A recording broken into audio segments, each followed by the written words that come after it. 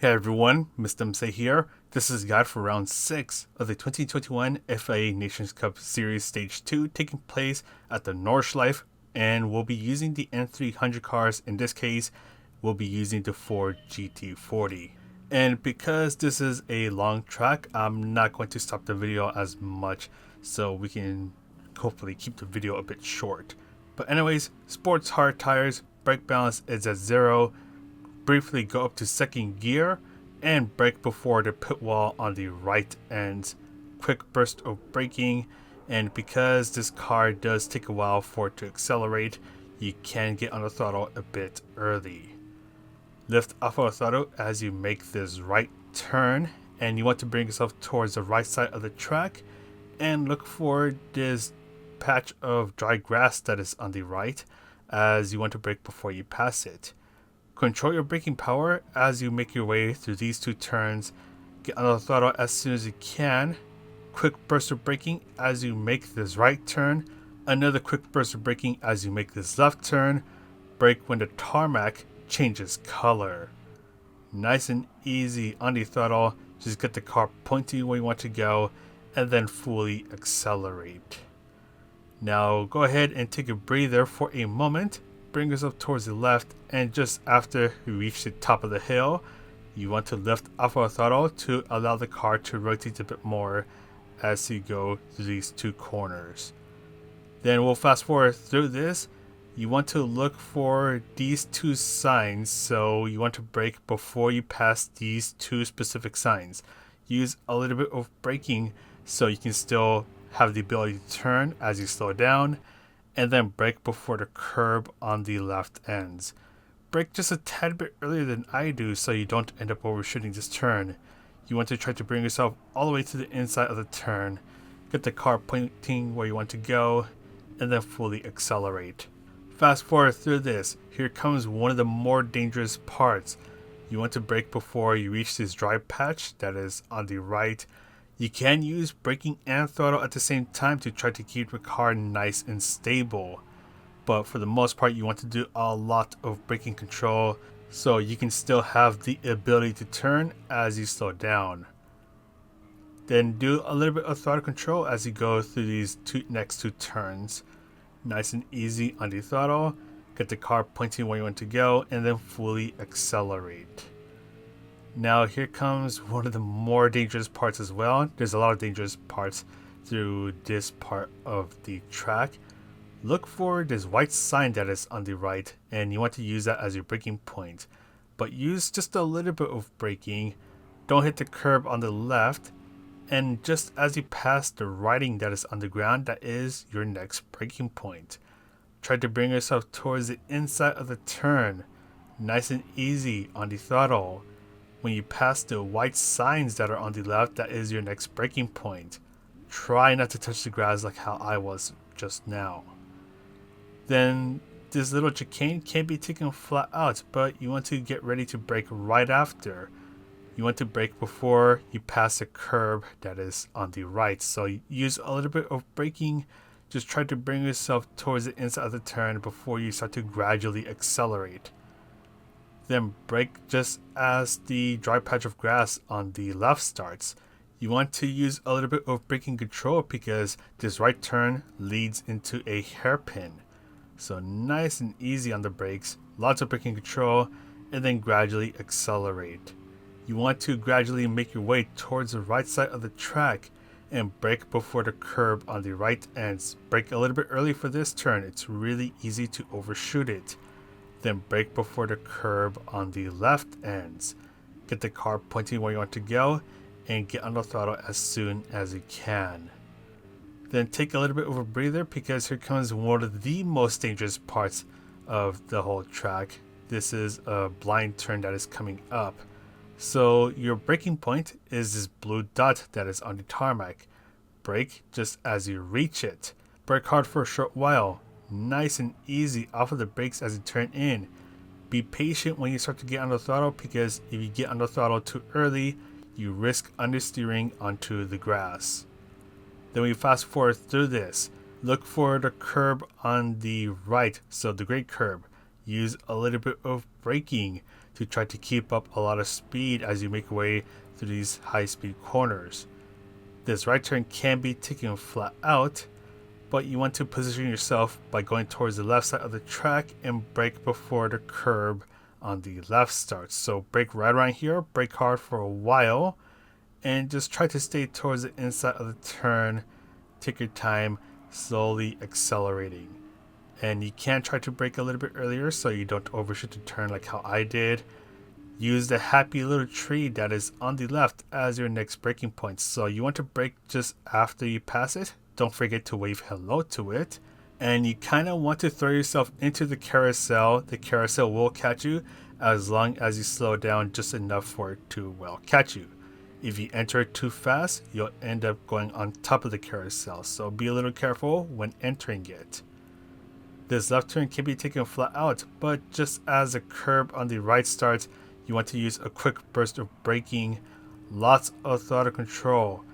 Brake a little bit early for this right turn.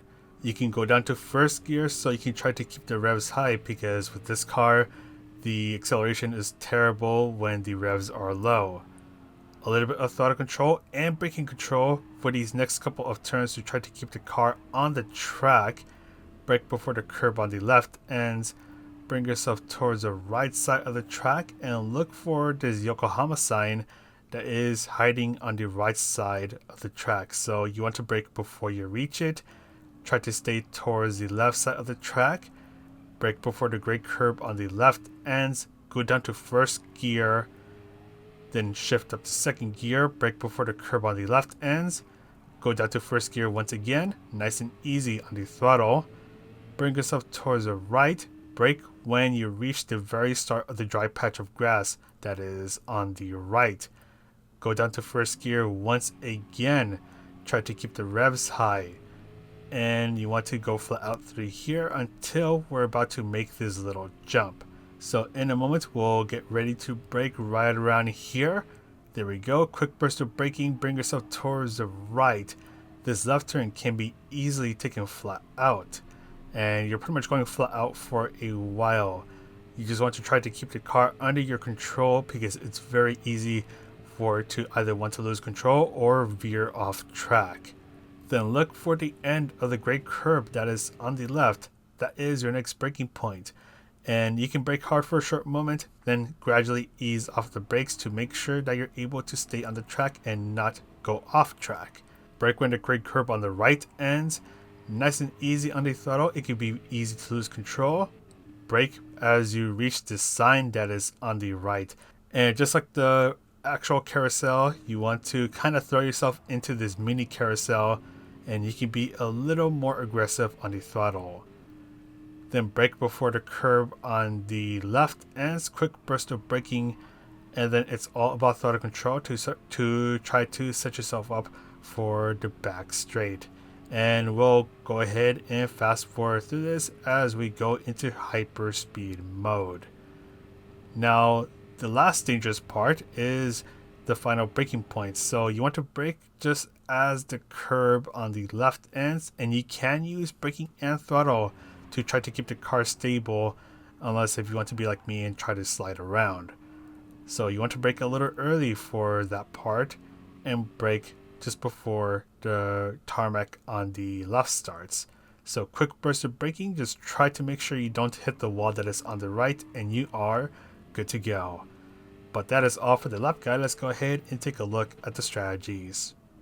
And before we actually do take a quick look at the strategies, I want to note that some cars need to be detuned or just tuned to match the N300. So going over to the car that you want to use through the home screen, switch on over to it, go to car settings, and you want to change the power ratio and change it until the category box on the top left-hand corner of the screen changes over to N300. So as long as it's anywhere within the N300 category, you should be able to enter the Nations Cup time trial or the race with it. So this is quickly going over to race entry, Nations Cup entry, and we'll just enter the free practice and the car will appear there. Alright, so for the qualifying session, you'll have 13 minutes to try to get a good qualifying time, which means that you're only going to get one chance to try to get the best qualifying time possible. And pretty much the moment that the qualifying session starts, you want to get away from everyone. You don't want anyone to be in your way during your actual qualifying lap. And because you have 13 minutes before the first countdown ends, you can pretty much just take your time just trying to get away from everyone. So if you're in the very front, you can try to speed on by, or if you're in the middle or in the back, you can slow yourself down just a little bit to try to build up a lot of space between yourself and the next car. Once again, you have 13 minutes to cross the start finish line, which will start your qualifying lap. So take your time just trying to get away from everyone, unless if you're in the very front, in which if you're in the very front, then just keep going. And even though tire wear is at times 11, you're on these sports hard tires, so tire wear isn't too much of an issue. So you can pretty much just start to push right away, and tire wear won't affect your car too much. But if you're going to want to be careful with the tire wear, then you can't just take your time making way through the track. Just make sure that you have your tires warmed up as you make your way through the end of the outlap. So when you reach the back straight, you can swerve the car around a bit, try to get the tires warmed up, and then just make sure that you nail down the last couple of turns to set yourself up for a good start to your one and only qualifying lap. And yeah, once you reach the start of the qualifying lap, just go all out, focus down on each and every single turn, do your best, try not to make any mistakes, because qualifying is going to be extremely crucial for this race, especially if you're in the Ford GT40. And the reason why I say that is because even though the Ford GT40 is pretty much going to be the go-to car for this race, there is a big weakness about this car, and it's that when you're starting the race, it's terrible when it comes to acceleration. So you'll see it in action right now. It's going to take about 4 billion years for the car to reach up to speed. So pretty much when the race starts, you're already defending hard because your car's acceleration is not there. If the F50 in second place wanted to, he could have easily overtaken me, but he decided to stay back. So if you're in the Ford GT40, you're going to be extremely vulnerable at the very start of the race. So you pretty much just need to defend until you reach the start finish line, in which by then your car should be up to speed, and it'll be harder for others who are not in the Ford GT40 to try to get a pass on you before the race even starts. But before I go on about the GT40, let me just quickly do the race details. So we are doing 2 laps at Nurburgring Nordschleife with N300 cars. Fuel is a ×3. Tire wear is a ×11 with sports hard tires. And I'm just going to give it to you straight. This is a pretty straightforward zero stop race where fuel and tire wear are not an issue for most cars. I say most because if you're using a front wheel drive, good luck. And either way, you don't want to use a front wheel drive car. So front wheel drive cars, don't use them. But anyways, going back to the Ford GT40, what makes this car so good is that even though this car is, well, old, this car is actually pretty agile. And it's also really fast. But the thing with the Ford GT40 is that 1, its acceleration at the start of the race is poor. And 2, you kind of need to know how to drive it. And you need to make sure that you're not making any sort of mistakes with it. Because with this car, it's poor acceleration. If you start to make a lot of mistakes with it, you're going to end up losing a lot of momentum, which means that you'll end up losing a lot of time. So if you do use the Ford GT40, well, 1, you need to qualify well, qualify towards the front, and 2, you need to get a perfect drive to make the most out of this car. And the other good thing about the Ford GT40 is that it is a missile. So once you reach a high speed section of the track, the Ford GT40 will be extremely fast and it'll pass anyone who is in an SFR racing concept. So the Ford GT40, it is kind of easy to drive it, but it is hard to master it. So if you do decide to use a Ford GT40, be aware of its poor starts, poor acceleration as well. Don't bin it, please. And you need to get some practice done to learn how the car drives and to be able to get the most out of it. And before I go on, I do want to note that I'm going to record the times of these cars differently. So usually I would record total time and then the best time that they got, but instead I'm just going to record the lap time that they got on the second lap. So the first one with the Ford GT40, I ended up getting is 7 minutes and 49 seconds. So that's going to set the bar. And I'm going to go ahead and show the alternative, or one of the alternatives that you can use for this race. And it's the Ford SFR Racing Concept. So this car, it's a decent car. I would say it's more of a safe choice, because this car is mostly stable unless if you're like me and you're trying to be a bit too aggressive out of the carousel. But for the most part, it's pretty stable. And what makes this car really good is that it has really good handling. So it's a handling car, and it also has a bit of downforce because it has a rear wing. So when you go through a twistier part of the track, the downforce will help you zip by through those turns. So the time that you'll be gaining through the Nordschleife in the SFR racing concept is through the twisty parts of the track. So you can carry quite a bit of speed through these turns. But once you reach a high-speed section, and by that I mean a long straightaway, that is where the SFR racing concept shows its huge weakness.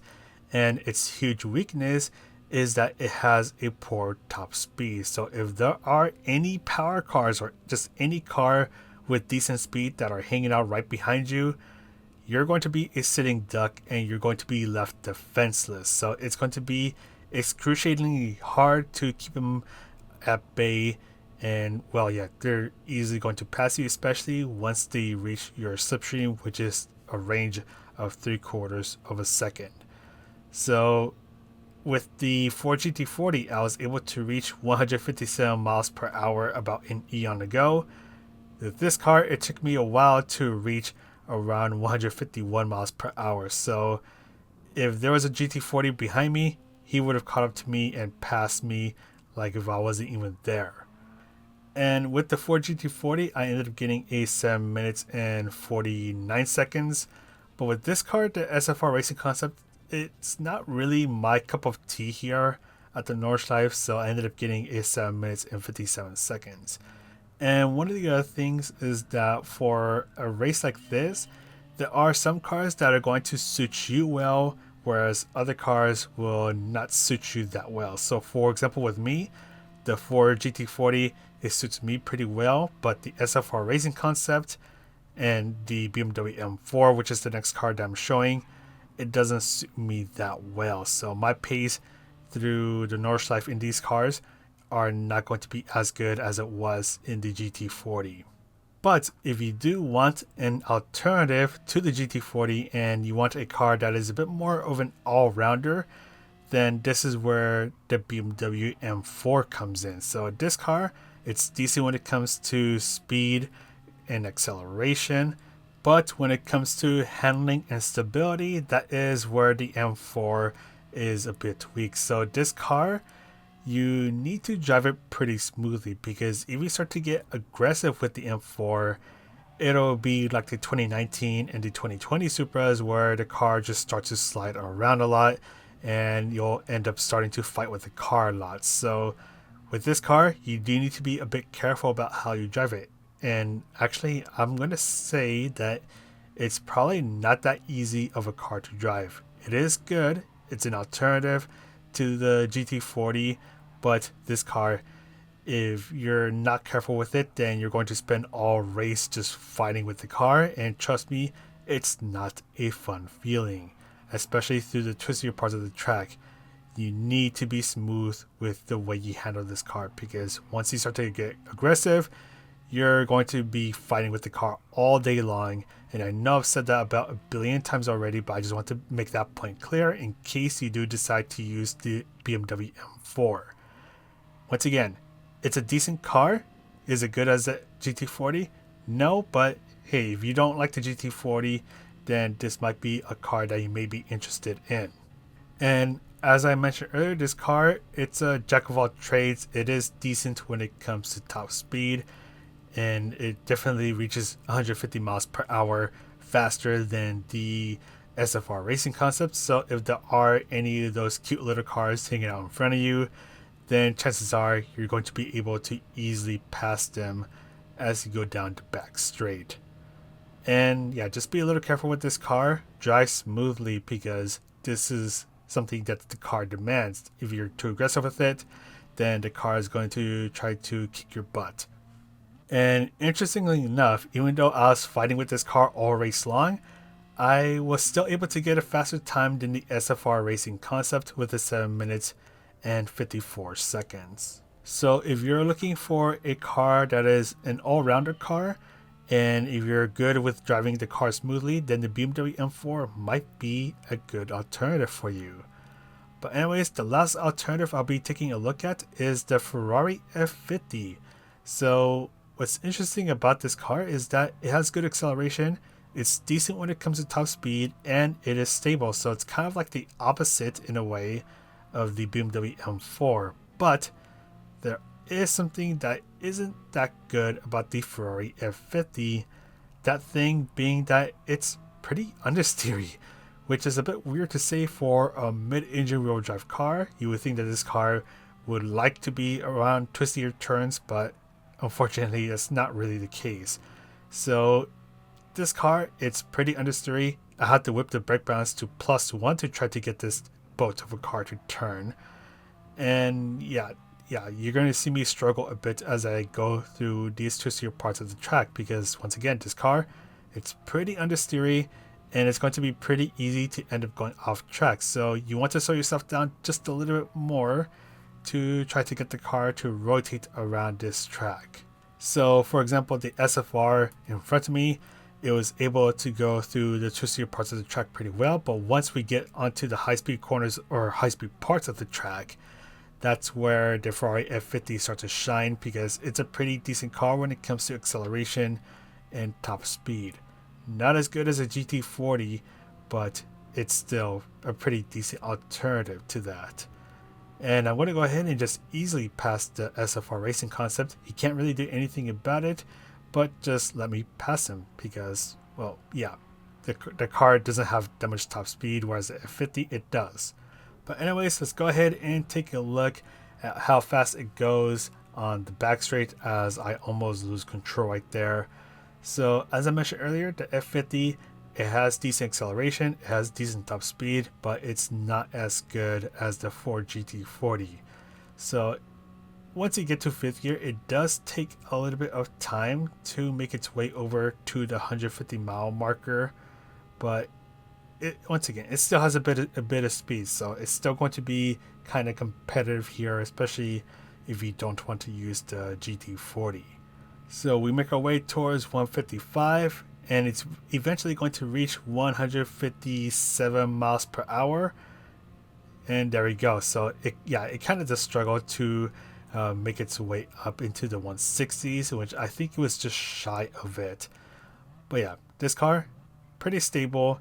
It's another decent alternative to the GT40. Is it as good as a GT40? No, but if you don't want to use that car, then the Ferrari F50 is another decent option to take.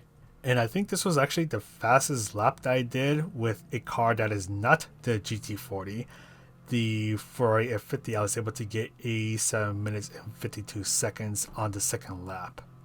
But anyways, let's go ahead and talk about places to overtake and the penalty steering zone. Overtaking at the Nordschleife is going to be extremely dangerous, which is why I'm saying that qualify towards the front. Try to get the best qualifying time possible, so you don't have to hopefully do as many overtakes, which puts yourself and others in danger.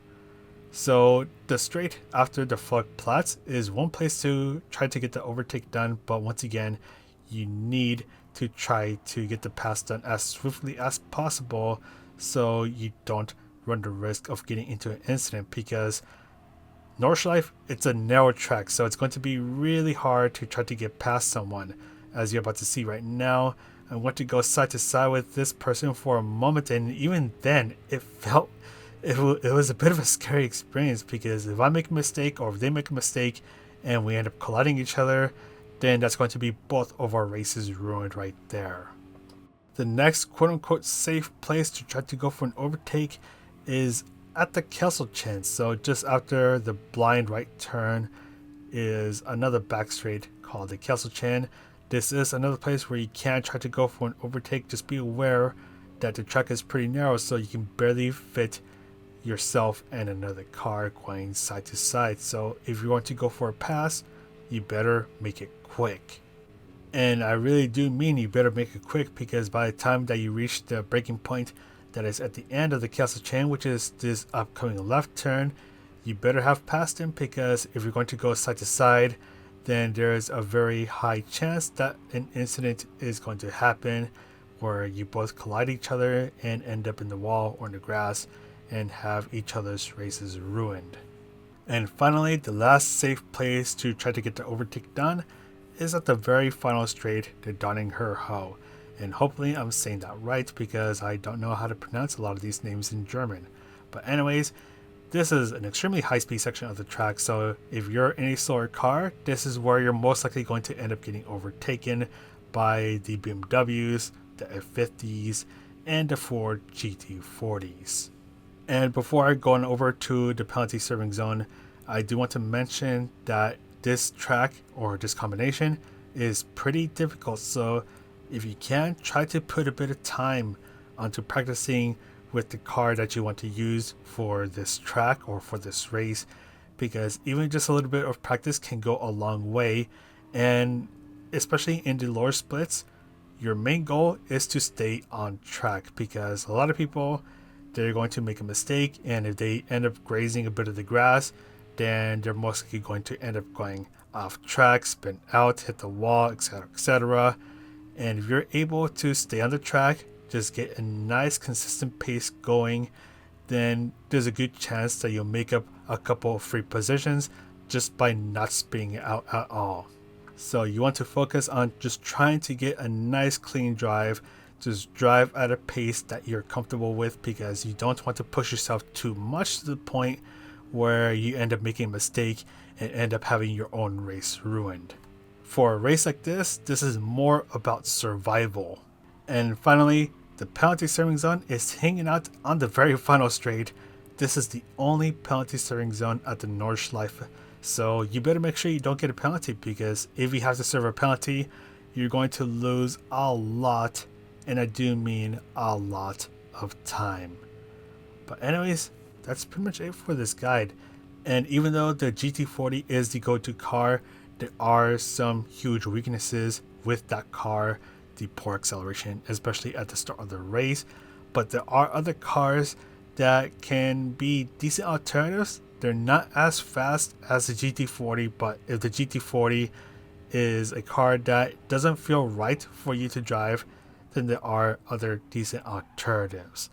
So if you can, just get a little bit of practice in for this race, and just make sure that you do it in a car that you're comfortable with, because if you're doing this race in a car that you're not comfortable with, then you may not end up having a good time. But anyways, that's all from me. I'm going to sign off now. So this is Mr. CA. Wish you a good race, and I'll see you in the next video.